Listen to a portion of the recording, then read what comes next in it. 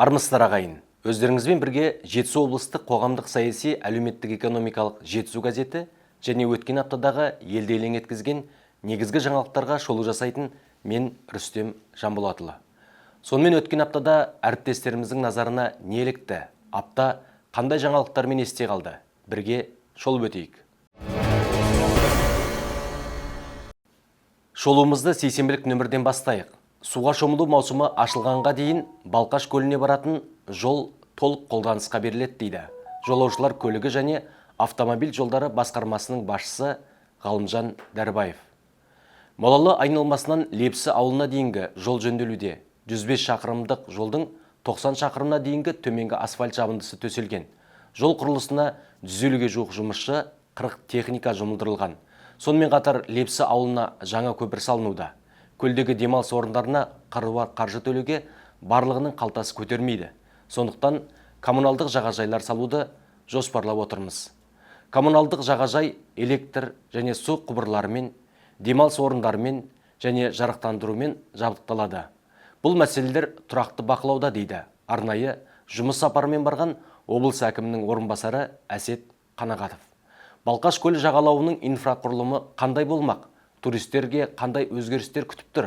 Айдар Қалиевтің жол жөнделіп, жарық тартылады атты мақаласынан оқып біле аласыздар. Жетісу облысы құрылғаннан бері медициналық санитарлық алғашқы көмек нысандарымен 81 елді мекен қамтылды, ал дәрігер тапшылығы 20,3%-ға төмендеді. Биыл тағы 72 елді мекен жаңа медициналық мекеме бой көтереді. Облыста медициналық кадрлар жетіспеушілігі мәселесін шешуге де ерекше көңіл бөлінуде. Республикада алғашқы болып, өңірдегі ауылдық жерге жұмысқа келген дәрігерлерге 10 миллион теңгеден, қалалық жерлерге 5 миллион теңгеден бір реттік көтерме жәрдемақы беру мәселесі енгізілді. Кардиохирургия, онкология бойынша күрделі операциялар жасалуда. Мәселен, облыстық кардиологиялық орталықта бүгінгі жоғары технологиялы медициналық көмектің 20 түрі көрсетілуде. Өткен жылы мұнда 380 ота жасалса, биыл тағы 450-ден астам ота жасалады деп күтілуде. 3 жыл ішінде медициналық мекемелерді қажетті құрал жабдықтармен қамту деңгейі 93%-ға жетті. 81 медицина мекемесі салынды атты мақаладан медицина саласындағы жетістіктер жайлы толық мағлұмат ала аласыздар. Көксу ауданы Мұсабек ауылының тұрғыны Еркін Пидахмет мемлекеттік бағдарлама аясында өтеусіз негізде жер телімін алып, 18 гектар алқапты тал теректер мен қайың өсіріп отыр. Бүгінгі таңда тоғайда 16 мың жаңа терек отырғызылған. Кәсіпкер енді ағаш өңдеу цехын ашуды көздеп отыр. Қазір оның учаскесінде 10 мың терек құрылыс материалдары үшін кесуге дайын. Десе де бизнесті кеңейтуге қаржылық ресурстың жетіспеушілігі кедергісін тигізуде. Негізгі қиындық ағаш өңдеуге қажетті жабдықтың болмауы. Ал облыстық кәсіпкерлер палатасы экономика ғана емес, экологиялық жағдайға оң әсерін тигізетін кәсіпке қандай қолдау көрсетпекші? Айгүл Байбосынова ағаш өңдейтін цех ашпақ атты мақаласында тарқатып айтады. Газетіміздің бейсенбілік санында да уақытқа тән әлеуметтік мәні бар мәселелерді оқи аласыздар. Қаратал ауданында қант қызылшасын егу жұмыстары басталды. Аудан бойынша Балтамырға 760 гектарға егістік жер бөлінген. Өнімділікті арттыру мақсатында шаруалар инновациялық технологияларды игеріп, жаңа техниканы пайдалануда. Облыстық ауыл шаруашылығы басқармасының мәліметінше, биыл 176 аграршыдан жаңа ауыл шаруашылығын машиналарын сатып алуға өтінімдер келіп түскен. Марат Қоржынбаев жетекшілік ететін шаруа қожалығында жаңа техниканың көмегімен былтыр 1 гектардан 700 центнерге жуық тәтті түбір жинаған. Биыл да мол өнімнен үміт бар. Бірақ шешілмеген мәселелер де аз емес.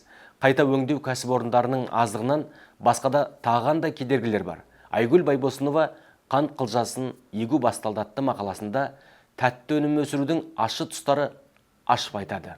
Сәуір айының 16-сы тұрғын үй коммуналдық шаруашылық саласы қызметкерлерінің кәсіби мерекесі. Халықты жылу электр энергиясы сумен қамтамасыз етіп, көшелердің тазалығын қадағалайтын мамандар күні Талдықорғанда да аталып өтті. Елімізде алғаш рет тойланып жатқан мереке болғандықтан біз су құбыры көркейту сынды әр сала мамандарын шақырдық. Сіздердің еселі еңбектеріңіздің арқасында көшелер таза, тұрғын үйлерде жылу мен жарық бар деп алғысын білдірді облыстық энергетика және тұрғын үй коммуналдық шаруашылық басқармасының басшысы Айдос Бекетаев. Мерекелік шара барысында облыс бойынша 60-қа жуық қызметкер, Талдықорғандағы шарада 16 маман марапат төрінен көрінді. Елімізде алғаш рет аталып өткен кәсіби мереке жайында Айдар Қалиев мамандар марапатталды мақаласында тарқатып айтады. Облыстық қоғамдық кеңес төрағасы Әсет Қыдырманов төрағалық еткен жиында төтенше жағдайлар департаментінің жұмыстары тыңдалып, көктемгі науқанның қалай жүріп жатқаны баяндалды. Облыстық төтенше жағдайлар департаментінің басшысы Нұрлан Бекбосыновтың айтуынша, жыл басынан аймақта табиғи және техногендік сипаттағы ірі және резонанстық төтенше жағдайлар тіркелмеген. Өрттің алдын алу мақсатында ауқымды жұмыстар жүргізілуде. Табиғи өрттерді ерте және уақытылы анықтау үшін ғарыштық мониторинг пен авиациялық техника белсенді пайдаланылуда.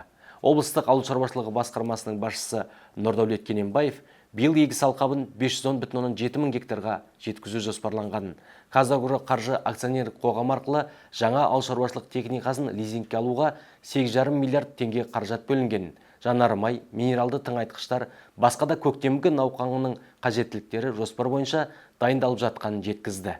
Қоғамдық кеңесте тағандай мәселелер кеңес шешілді. Айгүл Байбосынова жағдай қатаң бақылауда атты мақаласында тарқатып айтады.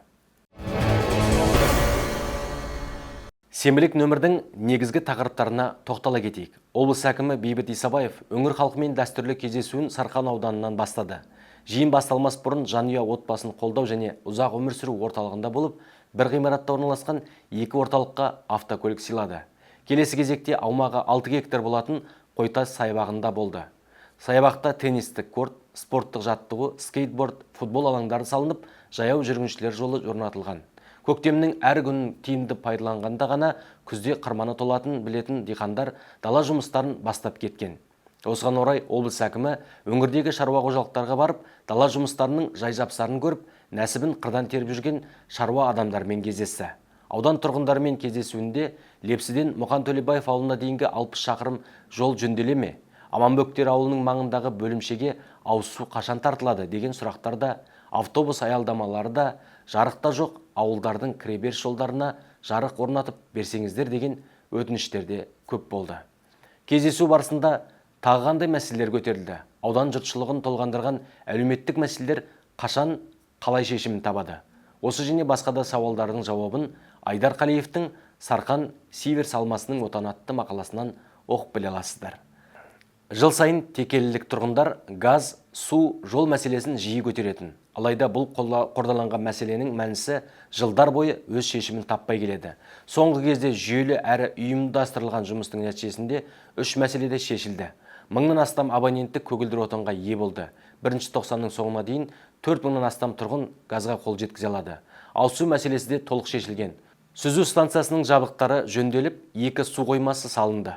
Текелі қаласының жылумен қамту да үлкен мәселе. Тұрғындардың үні билікке жетіп, энергетикалық кешенді жаңғырту және кеңейту жобасы жүзеге асуда. Текелі қаласының бүгінгі тыныс тіршілік жайлы Еңлік Кенебай Текелі газ, су, жол мәселесі шешілді атты мақаласында толық мағлұмат береді.